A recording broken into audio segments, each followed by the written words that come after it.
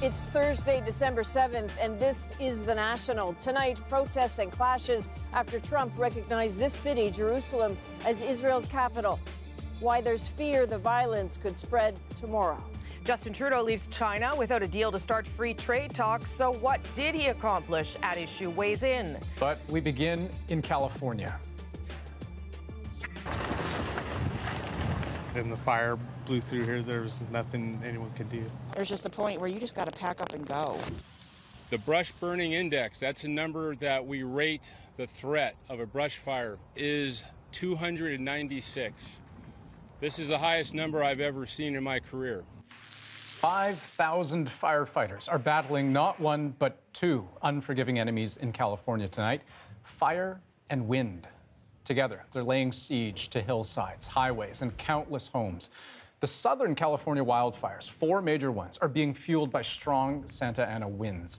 Officials are so worried about how dangerous and powerful they may yet become, they've raised their maximum threat level up from red to a brand new designation, purple. They say wind gusts could reach hurricane strength, up to 130 kilometers an hour, pushing those flames faster and farther across some of the most densely populated parts of the state.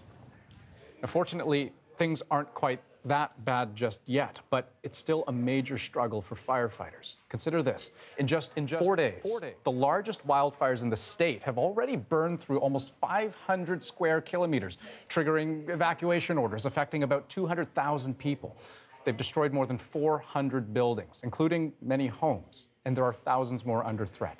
The biggest fire is still the one near the city of Ventura, where the flames jumped a coastal highway overnight, shutting it down for hours. One body has also been found in a burn area. In Los Angeles, 2 fires are still burning within city limits, and authorities were so concerned they sent an emergency text to 12 million people, telling them to be ready to get out. That's the single widest text alert ever issued in state history. Now, Kim Brunhuber went to one LA neighborhood left scorched by fire, where he found both hope and despair side by side. It's an unnerving feeling walking through the ashes of someone's home. It just climbed up the hillside, and with the wind, we didn't have a chance. Early this morning, the flames first crept, then sprang up the hill, almost trapping her husband Steve inside their home. When I opened the door, embers flew in. And so it was time to get out of here. Do you think you're going to be okay? No, I got to go sit down for a while and see if I can get this out of me. This house in the San Fernando Valley, 30 kilometers northwest of Los Angeles, is just one of hundreds that has been destroyed by a series of fires. This, the Creek Fire, has now headed north. The temperamental winds have driven it into the hills, away from this neighborhood of Shadow Heights, for now. But all over, there are still hot spots. I was just walking past this hill, and I saw a fire spring up in this bush here. I threw dirt on it, hoping the smoke would attract nearby firefighters. Across from the Sanders home, Oni Vitandam is watering her property. She survived the genocide in Cambodia, only to almost perish 40 years later in California.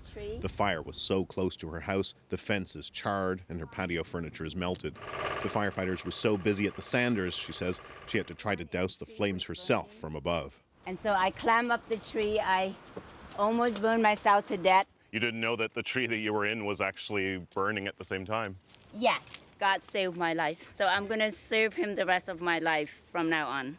From here, she can see her neighbors, the Sanders, still sitting in the rubble of their home, covered in soot, coughing. Wondering where to go from here. Kim Brunhuber, CBC News, San Fernando Valley, California. Now, the fires aren't limited to just the LA area. Part of northern San Diego County became the latest casualty, with some people barely escaping ahead of the flames.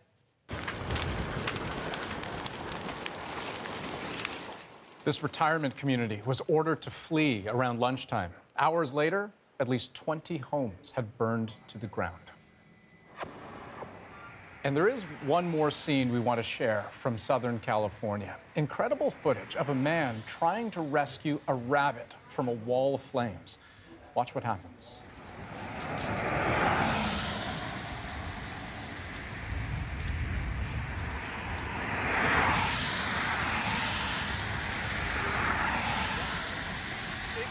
This video has been watched and shared around the world today, a real moment of humanity in the inferno. Still don't know who that man is, though.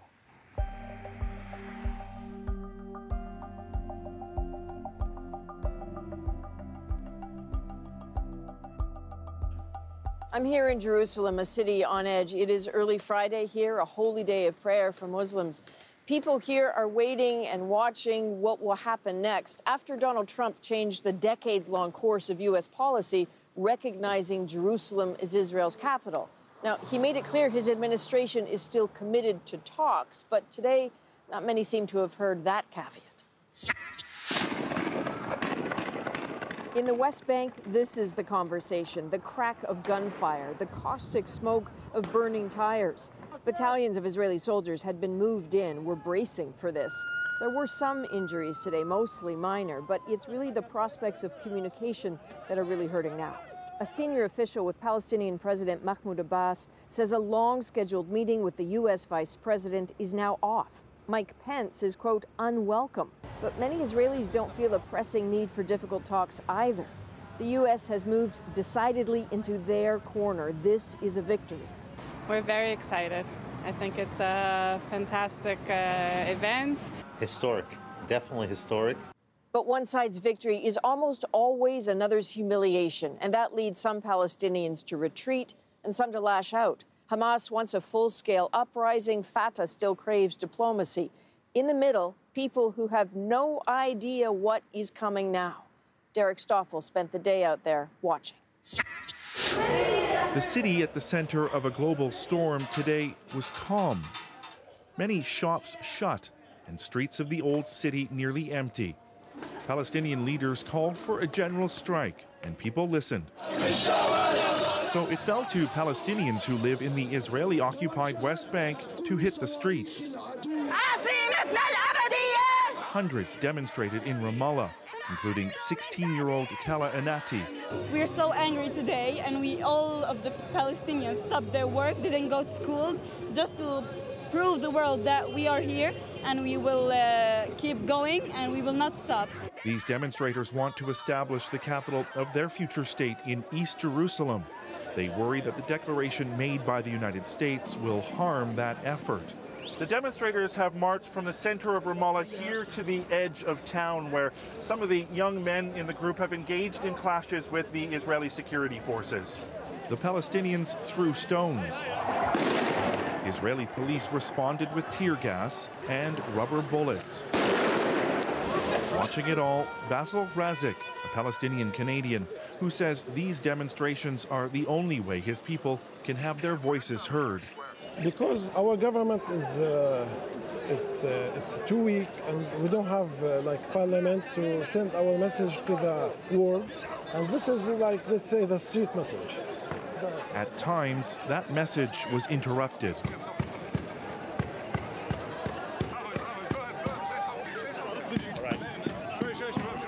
So, tear gas, tear gas has just been fired in this direction here. You can see the crowds running this way. These demonstrations, according to the Palestinians, are just the beginning. Derek Stoffel, CBC News, Ramallah. This city, Jerusalem, home to so many religions, has had this conversation about coexistence in one form or another for millennia. It's rarely, if ever, been easy, and it just got a lot worse. Outside the gates to the old city, the whole crisis in one swift, small spat.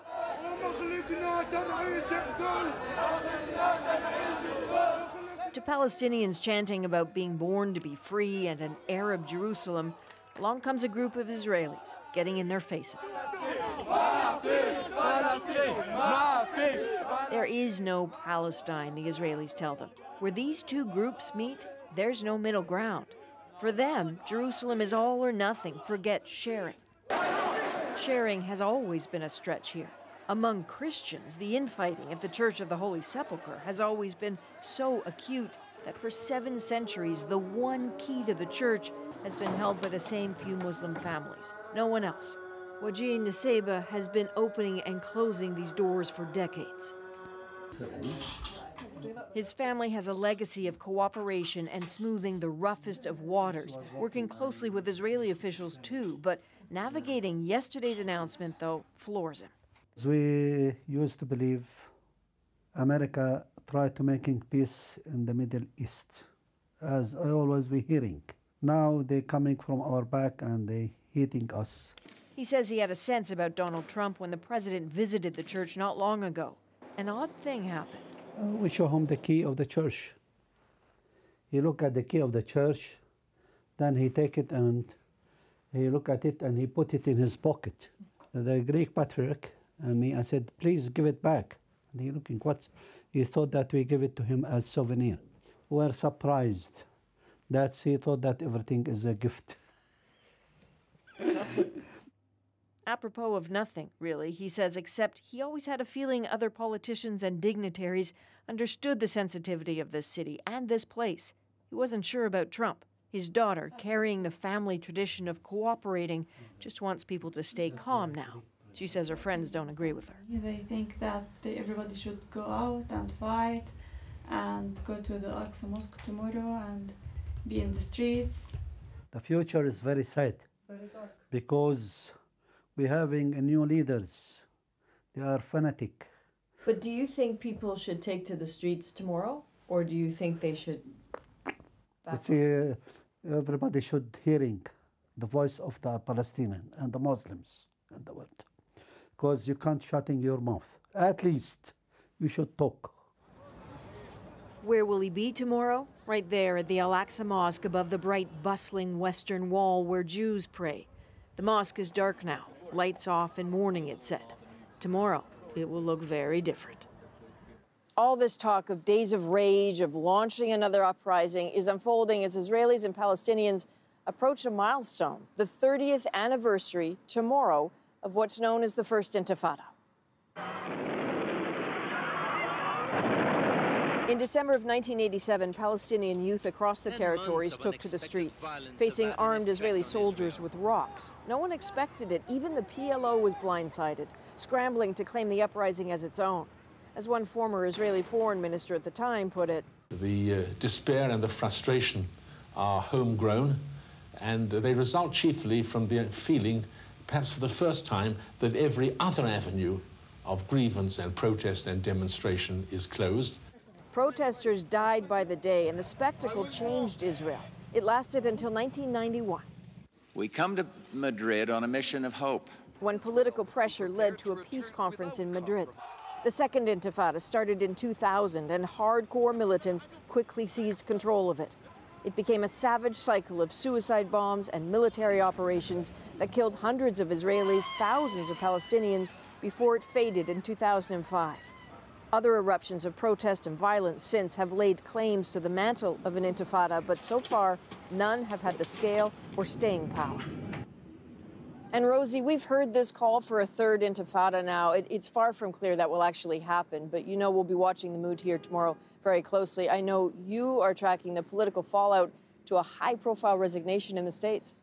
Yeah, we sure are, Adrian. Senator Al Franken announced today he's stepping down after allegations of sexual misconduct, but not before taking a shot at Donald Trump. I, of all people, am aware that there is some irony in the fact that I am leaving while a man who has bragged on tape about his history of sexual assault sits in the Oval Office, and a man who has repeatedly preyed on young girls campaigns for the Senate with the full support of his party. Those two men, the two men Franken's talking about, Donald Trump and Roy Moore, they are both Republicans, a point not lost on the Democrats. Paul Hunter has more from Washington. Under growing pressure to step aside for Al Franken, the end came on Capitol Hill. In the coming weeks, I will be resigning as a member of the United States Senate. But in so doing, on accusations of sexual misconduct, he not only signaled a degree of defiance. Some of the allegations against me are simply not true. Others I remember very differently. But as well, he underlined the irony that despite that infamous Access Hollywood video, grab him by the I can do anything. Donald Trump is still president, and despite allegations of misconduct involving young girls, Republican Roy Moore, backed by Trump, may well be elected U.S. Senator next week in Alabama. It's clear Al Franken wants Americans to consider the political dynamic at play here as well. His move today means Democrats are free to step up the pressure against Moore without fear of being labeled hypocrites. Not to mention, I would hope that maybe the President of the United States might pay attention to what's going on and also think about resigning. Not that that's likely to happen. About that Access Hollywood tape, said the White House today. Look, the president addressed the comments back during the campaign. We feel strongly that the people of this country also addressed that when they elected Donald Trump to be president. What did Trump think of Franken's comments, calling him out? I didn't hear it, sir. As for Franken, accused by multiple women of groping or forcibly kissing them without consent, this has been a tough few weeks for me. He'll be replaced by an appointed Democrat, expected to be the Lieutenant Governor of Minnesota, a woman, Tina Smith. Paul Hunter, CBC News, Washington. And tonight, a Republican lawmaker says he too will resign over an ethics investigation into his behavior. Two women who formerly worked for Arizona Congressman Trent Franks made formal complaints, saying a conversation that he had with them about surrogate parenting made them uncomfortable.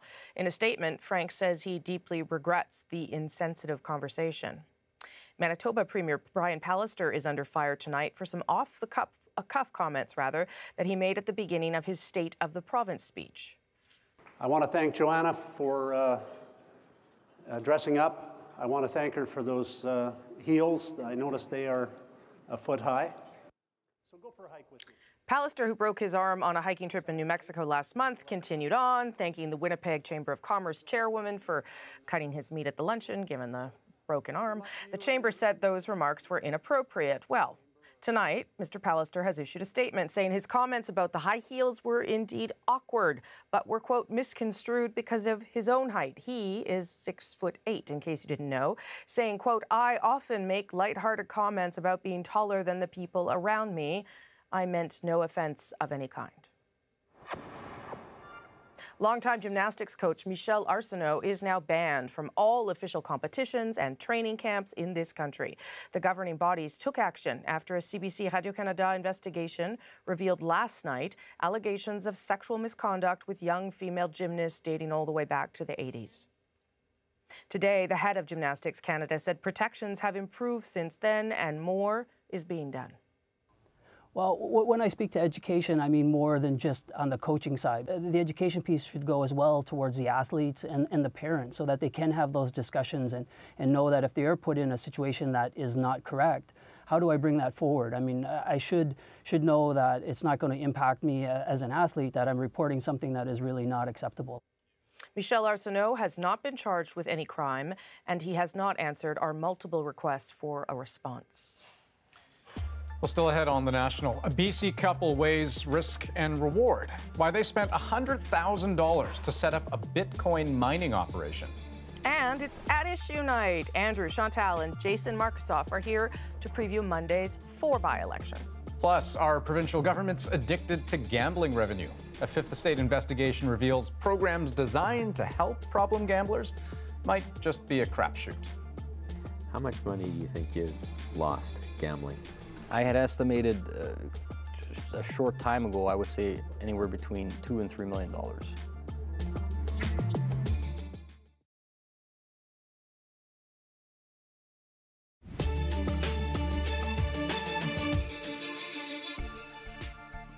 On The National tonight, police in Hamilton say the man suspected of killing a Good Samaritan is now in custody.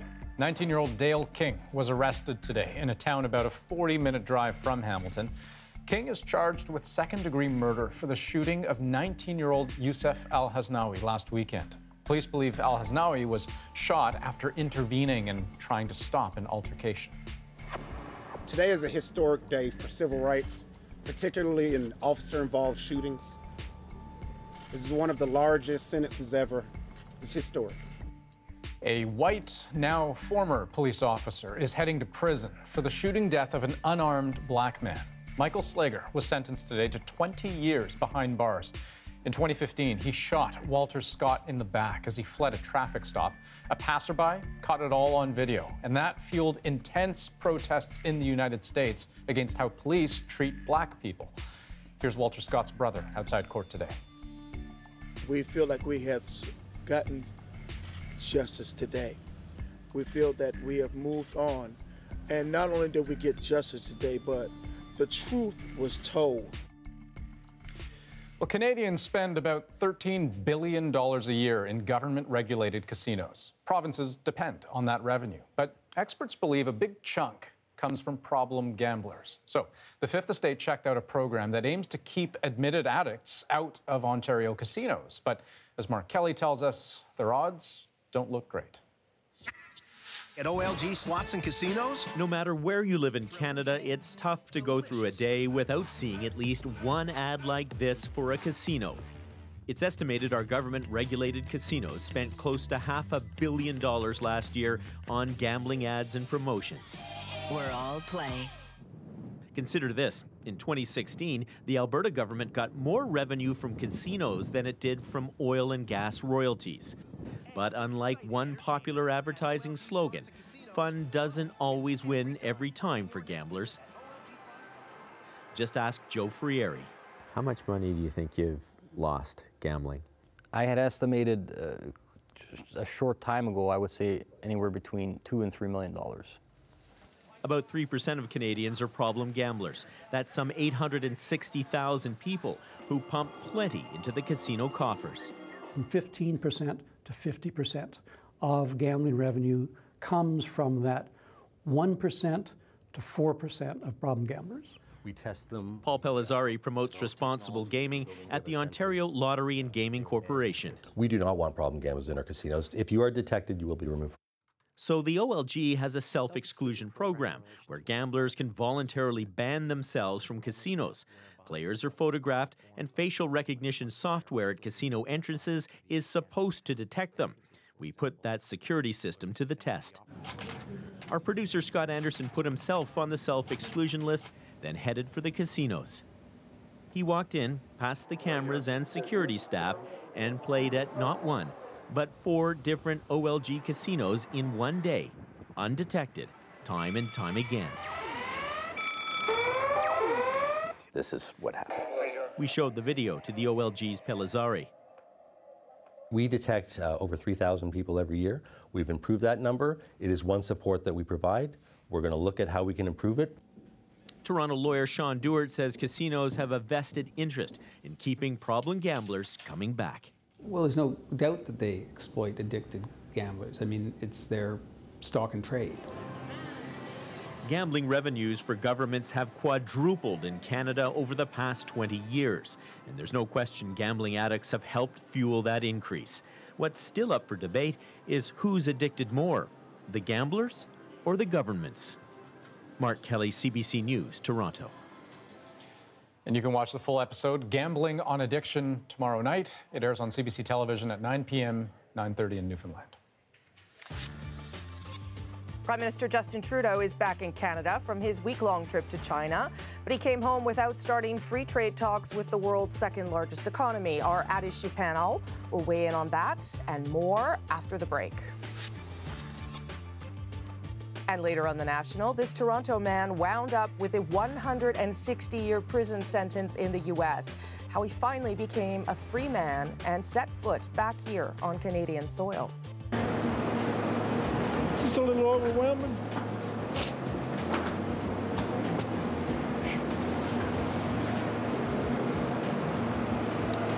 We came through and she said, welcome home. That was nice.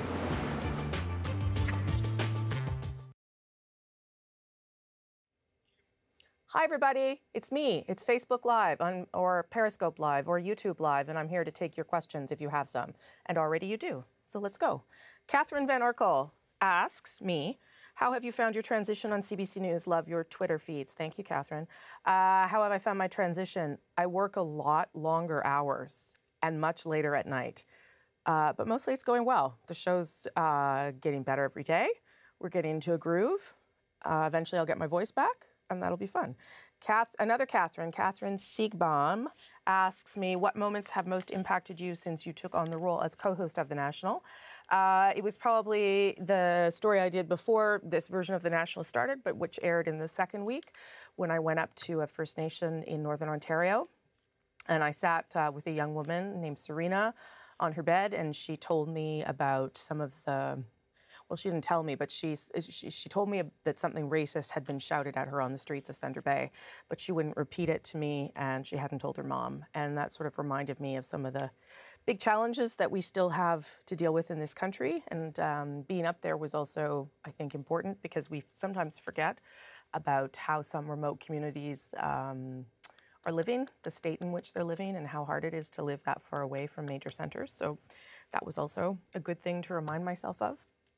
Wendy Linnett asks this. How are you enjoying? Also, this is my last question, so someone needs to send another one because I can't ad-lib for that long. Wendy Linnett asks, how are you enjoying your anchor position on the new national news team? By the way, you look great this evening. I love your sweater. And I was definitely going to read that. It's actually a blazer, but thank you. I like my new position. It's very different than my other one. Less interviewing. I don't get to be in charge of everything, but I like the team, and I think we're doing something special. And I think you'll get to see me do more interesting things as it goes along, just like Adrian's doing right now in Jerusalem. Not that I will go to Jerusalem, but things like that. So that will be good. Brittany Smith, why do you think CBC fails to hold Israel to the same degree of scrutiny for its human rights abuses as other states? Oh gosh, I don't even think I should answer that because I am not an expert on the Middle East. I think we do a very good job of balancing coverage in the Middle East, and it is a constant problem, I would say, and complaints come in from both sides that we are not balanced. I would argue that we are, and we do a very good job at it. Okay. Would you ever consider mentoring the Indigenous teenager from that story? I don't know, maybe. I don't know if I could teach her things. She had a very good family, and she lived with her cousin and her aunt in Thunder Bay, and she was doing very, very well, too, in school, I should say. So I don't know that she needs mentoring. I think sometimes those stories are just good enough to put out there and make sure that other people are aware of some of the things that some Canadians are dealing with. This fellow, David, I think, wants to know, do you see yourself as part of this team and concept 20 years from now? I will be pretty old 20 years from now, David, so I don't know. I don't know. I think that the time of anchors having this job for 30 years, the way Peter did, is probably not around anymore. Oh, there's just 30 seconds left, darn. Will you do another AMA on Reddit? Ask me anything. I would love to do that. Brad wants to know, what's your favorite hobby? Reading, fiction. And I think that's we're almost at a time. Maybe one more, 15 seconds. I don't think so. Okay, hope that was interesting. Bye, everybody.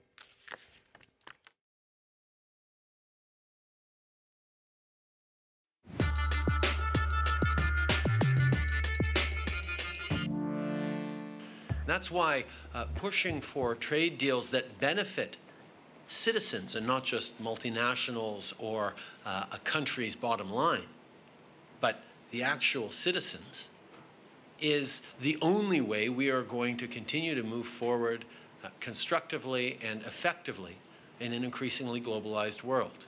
The alternative to trade deals that focus on citizens is no trade deals at all.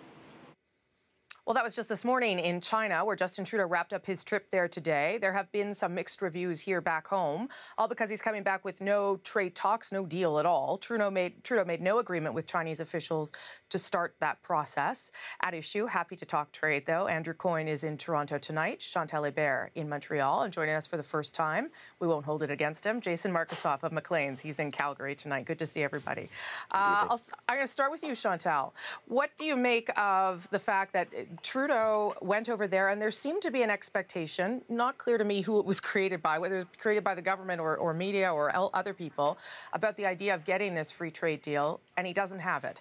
He's coming back without it. What does that tell us about the government's approach to trade, or maybe more specifically, the government's approach to China? That tells me something about the government's management of expectations, possibly, rather than the management of the relationship with trade. I'll just try to set up a few things that are distinct to this era and this government.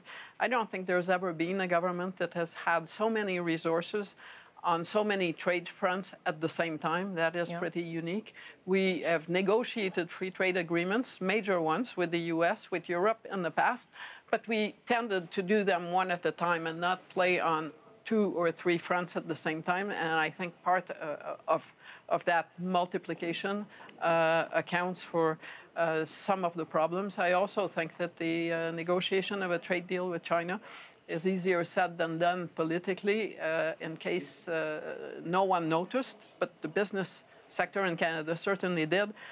The Liberals are the most likely to strike a deal with China. The Conservatives are not into that. They're very suspicious of that deal, and the NDP isn't either. So it's not that easy a sell if you're going to go down that road. What do you think, Andrew? Well, it's true that they've got 3 different major sets of negotiations on at the same time, but they don't seem to be making too much headway in any of them. Before this, we had the debacle, I guess you would say, the Trans-Pacific Partnership, the talks in Vietnam. Not only Australia, but Japan and other countries are quite put out by our performance there. And we've got the talks in NAFTA, which are going steadily nowhere, and lots of blame to be thrown around for that. But what does seem to be the case is part of what makes this government different as well is they've got rather a different conception of what free trade should entail, including all these chapters to do with Indigenous rights or gender rights or climate change, et cetera, which may or may not be a good idea, but it's certainly running into a lot of headwind with these other countries. And the notion that we were going to goad and push China into accepting this seems to me to be more than a little fanciful. Well, I wondered, Jason, whether this was very wily on the government's part, whether it's some sort of negotiating strategy that I don't yet understand, or whether, as Andrew points out, maybe they're just not really that good at it. I think there's a bit of negotiating strategy here that hasn't really been discussed. And here's what I mean, because it does sound ridiculous on the face of it. I mean, this is not a very, fully advanced free market economy. I mean, basically asking them to obey, gender rights, Indigenous rights, and environmental rights is sort of like asking a grade 10 student to hand in their undergraduate thesis. What they really have issues with, and what they really need to get into a good trade deal, even to launch a good trade deal, is simple things like patent protection, proper market access, predictability, rule of law. So were Justin Trudeau to say we're not getting all these things, that would really raise the hackles of the Chinese government, which are pretty easy to raise, as we've seen. Chantal, maybe last word on that. Yes, I mean, if you thought it was hard to sell, but to negotiate a free trade deal with the United States that has some comparable standards to Canada, imagine what it means to do so with the Chinese, and to do so from a position of, frankly, inferiority. There is a reason why no G7 country has negotiated one yet, and that we would be the first if we go down that road. And it's not just that the others are not interested, but that the obstacles are daunting.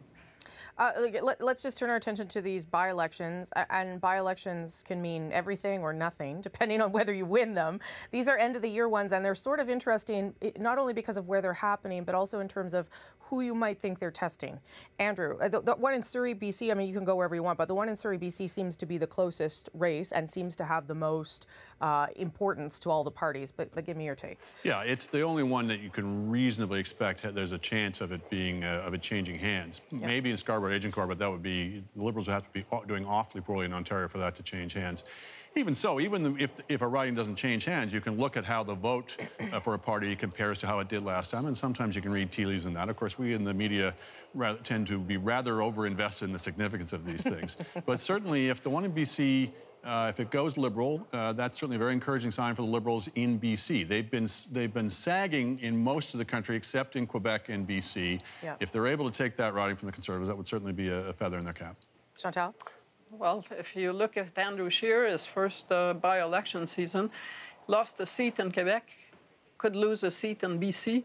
If you can't win in BC a seat that you've held, or a seat in Quebec that you've held for a decade, you are probably going to have to work really hard at being competitive in the next federal election. What do you think, Jason, out west? And on the west one, Conservatives, Reform, Alliance, they've all held this Surrey seat. I mean, this hasn't gone Liberal, I think, since the 70s or possibly 60s. And this isn't, say, a bellwether riding for BC or the Lower Mainland. This is more white, more affluent, the White Rock community. This is not a community where, you know, the Trans Mountain Pipeline or Indigenous rights may weigh heavily in. You know, the person who really hopes to get something and has some opportunity, ideally, is the NDP's Jagmeet Singh. This is the first by-elections where he might play, but you know, in fact, getting maybe 17% in one of these ridings may be a victory for him. So well, yeah, well, let's just talk about him for a minute, because everything that I've read about that by-election, the NDP has been trying to lower expectations, saying, well, you know, this isn't a place where we'd normally win. But if the NDP wants to pick up any support, it has to be in British Columbia. And it seems to me that if this is a test for Scheer, it must be a test for Singh as well, Chantal. Yeah. Well, but I'd look at the Scarborough riding if you want to test for Singh, because not to take it away from the Liberals, but to make some inroads in the cultural communities where the Liberals find a lot of strength in Ontario. I mean, Scarborough is not all that far from where Mr. Singh's base is. Yeah. I understand that they're very different, but if he can't increase the score of the party there, then his zone of influence will come across as fairly limited. Andrew? Well, if Andrew Scheer has not exactly set hearts on fire, Jagmeet Singh, I think there's not a lot of evidence of a whole lot of excitement around him. I saw one poll the other day on Best Prime Minister. I think it was at 6%. I saw that too, yeah. So he's having trouble getting his name in the news, getting the FaceTime, getting the excitement going. So I would be very surprised if the NDP has a strong showing here. Well, and I'll leave it with you, Jason, but that did leave me to wonder, you know, I know that they made a big deal about how Jack Layton didn't run in a by-election and get into the House, but I agree with Andrew. I don't see Jagmeet Singh really anywhere, and I wonder at some point whether that's damaging him and whether the by-election might be a sign of that. I was just thinking that we haven't heard much from him. He can go tour around, but he doesn't have the same gravitas if we're not going to see him in question period. I mean, question period was where Tom Mulcair certainly raised his profile. That's right. Okay. Thanks, everybody. Appreciate it. See you next week. Good news for people who like politics as much as we do. The At Issue panel is now also a podcast. Look for it on iTunes, any major podcast app, and on our website, cbcnews.ca/The National. We have voted today for equality, for love. It's time for more marriages. Today, Australia became the 26th country to legalize same-sex marriage, confirming the strong public support shown in a national referendum last month. It was non-binding, so they had to go ahead, but they went ahead with it anyway. Members of the public were there to celebrate in song.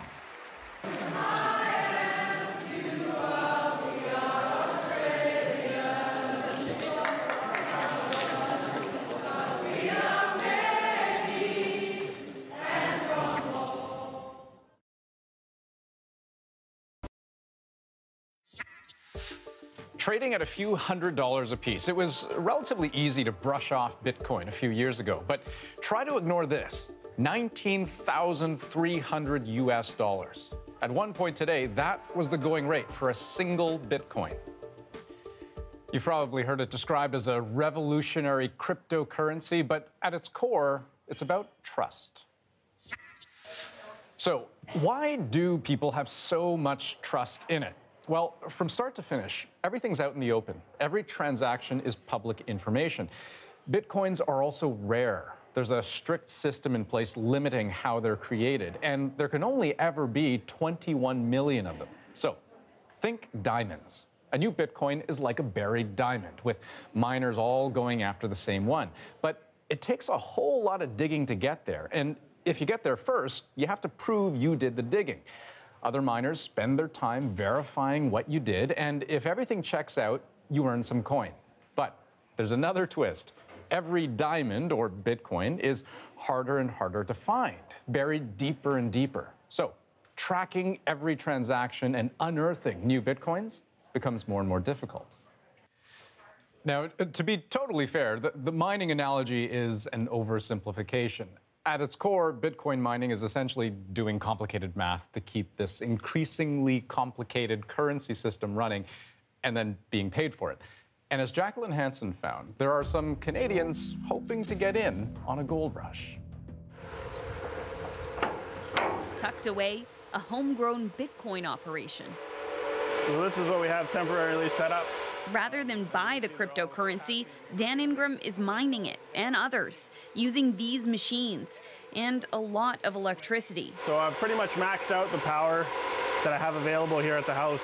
And maxed out his savings. Each unit costs about $2,000. How much money is this making you? Right now, I go with an average, roughly about $10 a day is what it brings in. And here's one of the newly arrived D3 miners. In just a few months, he's invested more than $100,000. Good luck trying to talk your wife into letting you spend $100 grand. I've got a great wife. Thank you. Entrepreneurs at heart, he and his wife Amanda Ryland see real potential in the somewhat complicated world of cryptocurrencies. If we tell them that we're mining, they think we're with a light on and we've got a pickaxe and where's your stake, where's your claim. Bitcoin mining is digital. The machines use high-level computing power to try to solve complex equations. The reward is Bitcoin. There are massive mining operations elsewhere in the world that Ingram and Ryland couldn't compete with on their own. So they team up with other miners in an online pool and get a small slice of what's earned every day. If I was looking for a get-rich-quick, I would have just bought Bitcoin and just sat there and crossed my fingers. And that would be really taking a chance. I was looking for something that was a little bit more stable. Bitcoin itself has been anything but stable. Over the past year, it has surged more than 1,600%, with sudden, extreme drops along the way. It's attracted believers and skeptics on Wall Street. Bitcoin is a bubble. Bitcoin could be at 40,000 at the end of 2018. If you're stupid enough to buy it, you'll pay the price for it one day. You know, this is the mania of our time. When you look at the chart, it dwarfs anything before, even the dot-com bubble. Analysts that usually cover the Canadian or U.S. dollar are now watching these cryptocurrencies, even though they're more like a commodity than cash. It's failed as a currency. The transaction costs are too high. It's too slow. This is a historic moment. We actually got the first miners in the building.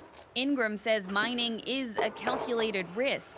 He's expanding to a warehouse where he has access to more and cheaper power. He'll soon have 70 machines up and running here. Who knows where it'll take us? A hobby, a retirement fund, or maybe just a gamble. KVA transformer. It's going to go down as probably the riskiest gamble I've taken in my life. But I'm okay with that. If it works out, it's going to work out great. If not, just $100 grand. The cost of chasing a digital gold rush that may or may not pan out. And you need to play the numbers game. You're not Jacqueline Hansen, CBC News, Langley, BC. It's just $100 grand. You heard Jacqueline mention a few times how much electricity Bitcoin miners are using. Well, the numbers are pretty staggering. According to a website that tracks cryptocurrencies, processing each Bitcoin transaction uses enough electricity to power the average Canadian home for about 8 days. And there are a lot of transactions happening, more than 400,000 of them per day. You could power more than 3 million homes with that kind of energy. I still don't get it. I don't.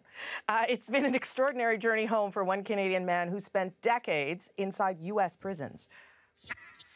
Well, it's really such a ridiculous sentence. You think about it and you're saying, it's no way possible. My release date's 2056. I won't even be alive. So you're thinking, that can't be right. Derek Twyman was originally sentenced to 160 years for a string of non-violent break-and-enters when he was in his early 20s. Lisa Shing takes us through how he managed to serve just 30 years behind bars. How you doing? For the first time in almost 40 years, Derek Twyman sets foot on Canadian soil. We came through and she said, welcome, welcome home. That was nice. Haven't heard that in a while. No, I've been trying to get here for a while. The 54-year-old and his family moved to North Carolina from Oakville, Ontario as a teenager. Struggling to fit in, he fell in with the wrong crowd. Twyman was sentenced to 160 years in prison for a series of nonviolent home robberies. The judge is on record saying he knew some of the people whose homes were broken into. Twyman thought he'd never get out until lawyers and judges in Ontario, Nova Scotia, Newfoundland, and North Carolina took an interest in his case. Hi, Shane. How are things in the legal world? Shane Martinez, now a human rights lawyer in Toronto, was just a law student in New Brunswick when he and Twyman first rode each other 10 years ago. Martinez lobbied politicians, started a postcard campaign, even had Twyman call in a number of times on his campus radio show. To think that for a completely nonviolent property-related offense, that someone could die in prison, that was the biggest thing. It was the work of a local lawyer in North Carolina, though, who put in the final push.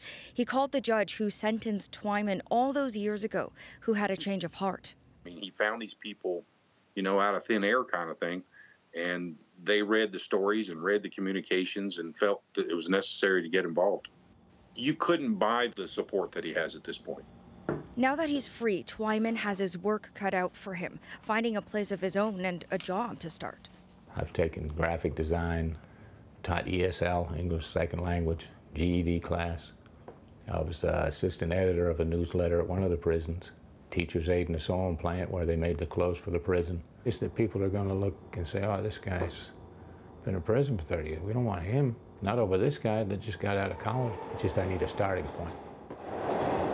Despite all this, it's his outlook that has the team that supported him all these years convinced if anyone can succeed, it's him.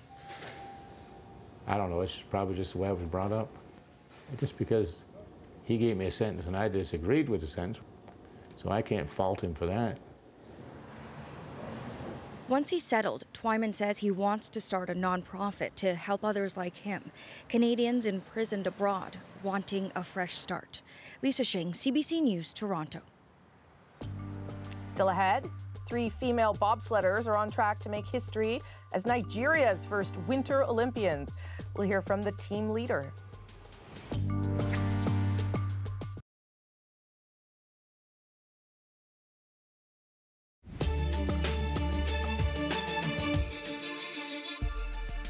We cannot forget for even 1 second that each and every one of these numbers is a person.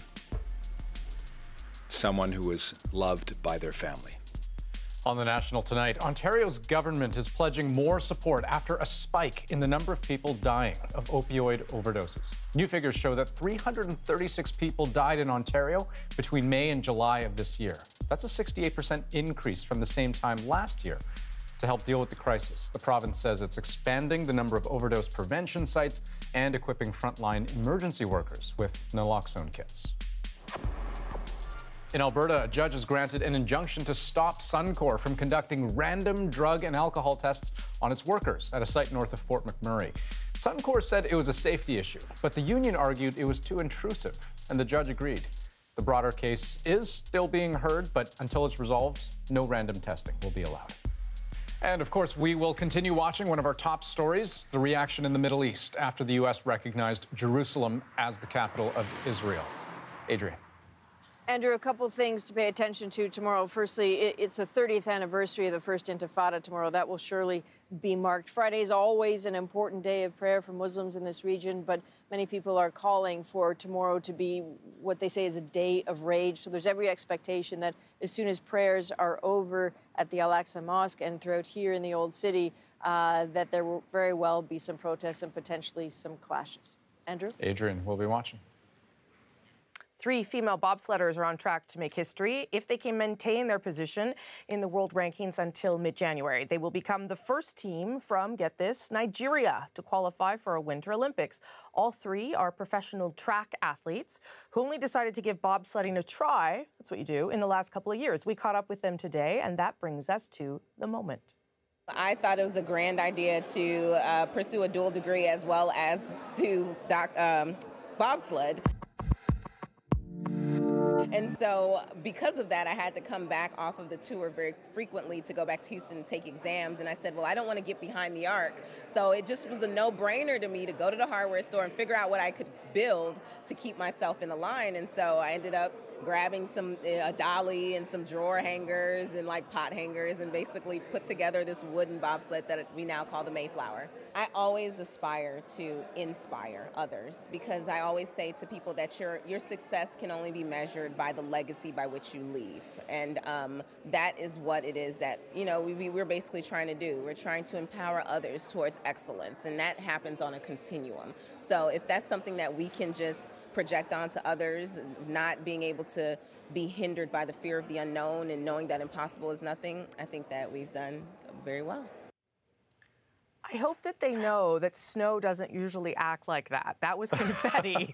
And if you train in Houston, Texas, Andrew, the real snow thing is going to be a shock to the system. Yeah, one of many things that I'm sure they're learning along the way. But, I feel like they're making that look easier than it actually would, because I'm pretty sure if I tried to build myself a box on wheels and then parlay that into a bobsled career, backup career, Andrew, backup career for us. Maybe, right?